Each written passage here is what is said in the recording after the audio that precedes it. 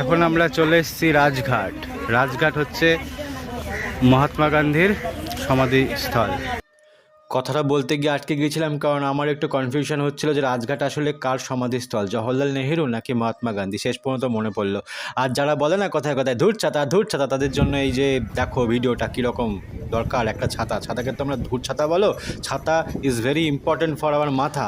আর এই সবুজ কার্পেটটা হচ্ছে আমাদের পা বাঁচানোর জন্য ছ্যাঁকা খাওয়ার হাত থেকে। যদিও অনেকে এখানে ছ্যাঁকা খাওয়া প্লেয়ার আছে, তাদের কিছুই হবে না, কিন্তু অনেক কষ্ট করে আমাদেরকে চলতে হয় জীবনে, তাই আমরা সবুজ কার্পেটে ভর করেই চললাম আলাদিনের মতো। এখানকার একটি গুরুত্বপূর্ণ বৈশিষ্ট্য হলো এই জায়গাটাতে কন্টিনিউয়াসলি আগুন জ্বলে।